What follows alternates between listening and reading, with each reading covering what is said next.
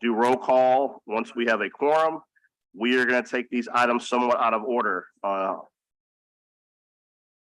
Item number 3, which is a legislative grouping, which will not be taken up for a vote today. It will be not on the consent agenda for the full council meeting. We will take that item up first, and we will take up the resolution for extended ride liability supplemental procedure schedule after number 3. So we will begin. Thank you. On item number 3, I will go over all 3 items in legislative grouping. Understand that we have one speaker on that, so he can speak at the end. But with a legislative grouping of 3 items first, all of these deal with let me get my notes. In summary, this legislative grouping deals with the council bringing the process to bring public access management in-house. It's part of a solution to make public management sustainable for the long term. And it tracks how other entities, particularly the Jefferson Parish Council and the Orleans Parish School Board, are managing their public access channels with the funding that they have available.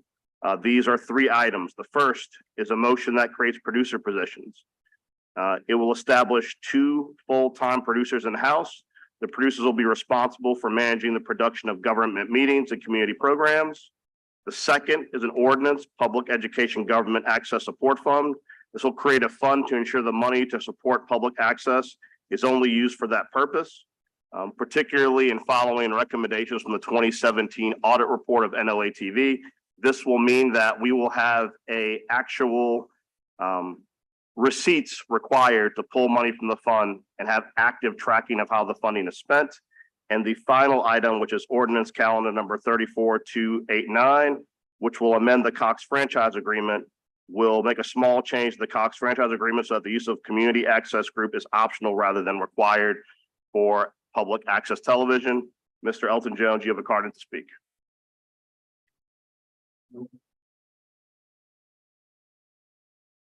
Good morning. My name is Elton Jones, Director of Operations for NOATV. Thank you, Chair, for your words. We brought this issue to the attention of your Chief of Staff in November of last year. We were fortunate enough to engage in meaningful conversation. Additionally, at the beginning of this year, your Chief of Staff transferred the issues over to your Curo's office. We had an opportunity to meet with that office to engage in conversation. This is something that is of concern to us. There was no foresight per se, and it's not anyone's fault, of how streaming would affect the overall operation of MOS systems across the country. The current provider of cable access funding is probably experiencing somewhere in the neighborhood of a 6% churn rate. So that's literally people who are no longer engaging with those particular services of an MOS provider. That's a little higher than what's anticipated. So it doesn't allow for the funding necessary to continue the operation as is. So hopefully we look forward to engaging you guys in meaningful conversation to figure out how to resolve this matter. That's it. Thank you. Thank you. With that, we now will revert to item number 2. Mr. George, I hope you have lengthy comments because we're still waiting for Mr. King to show up to vote. So feel free to read Dr. Seuss or something if necessary, whatever you can do to buy us a little bit of time. Well, I wish Councilman King were here because I'd like to show him this outage map. I'm sitting here waiting to comment on this reliability docket. I received a text from my neighbor asking if my power went out. I told him I wasn't home. So I checked the Entergy outage map, and lo and behold, another fair weather outage, of which there have been too many to count this year alone. So I'm here to say that the council, rather than focusing on reimposing this retroactive fine, which is unlikely to pass constitutional muster just as the first fine did not, the council should instead focus on strengthening the existing reliability standards under which Entergy would have been in compliance, I think all of but 2 of the last 7 or 10 years, something like that.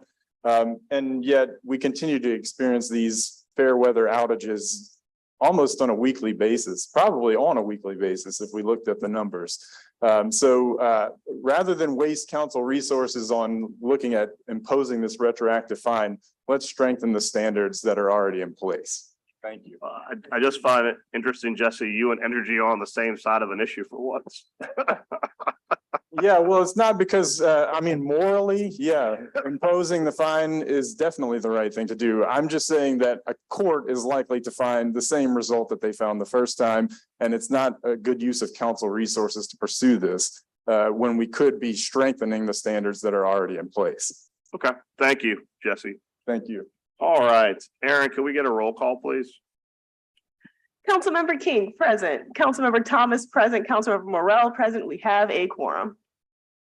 Guess it just called your name and you. Yeah, you just, you appeared.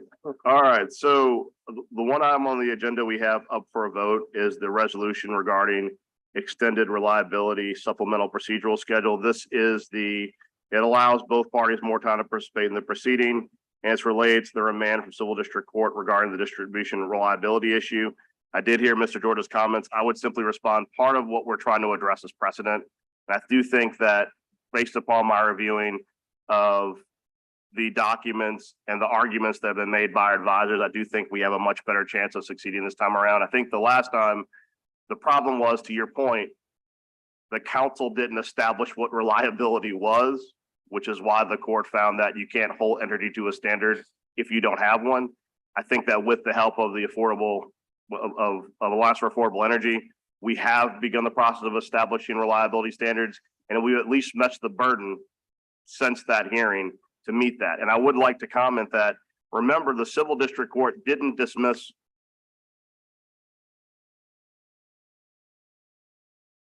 Regardless, I do think we have a superior position. I do think it's worth investigating. With that being said, I will move that we report this item favorably. Second by Mr. King. Is there any objection? Hearing none, is reported favorably. That concludes our agenda. Councilman King moves that we adjourn. Is there any opposition? I'll second. Hearing none, we are adjourned.